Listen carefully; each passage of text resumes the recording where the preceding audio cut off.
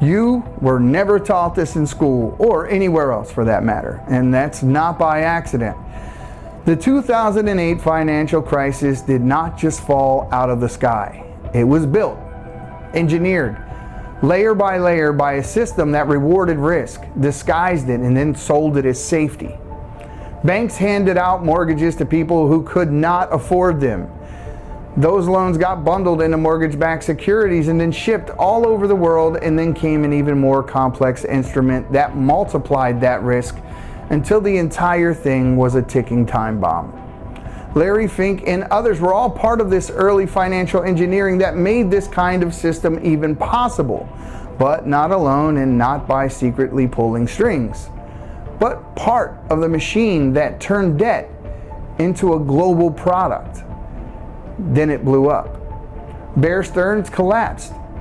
Lehman Brothers went bankrupt. Millions of Americans lost their homes. The economy took a hit that people are still feeling today.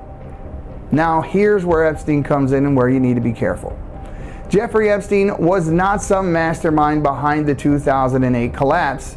There is no solid evidence tying him to causing the crisis. However, he was connected to the financial world at the same level.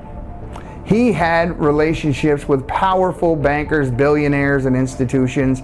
He managed money for ultra-wealthy clients. And yes, he was even linked to a company called Liquid Funding Limited, which was connected to Bear Stearns and operated in the same shadow banking space that dealt with structured financial products. And that does matter, not because it proves that he caused the crash, but because it shows the kind of circles he moved in. The same world, the same networks, the same system where enormous amounts of money, risk, and influence were constantly moving behind the scenes. And when everything finally did collapse, something else happened.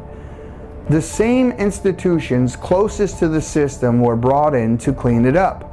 BlackRock, for example, was hired by the Federal Reserve to manage distressed assets. So step back and look at the pattern. The system is built. The system expands. The system breaks.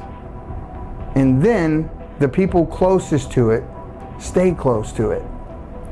Then today, those same types of institutions are buying up the homes and outbidding families, consolidating their ownership.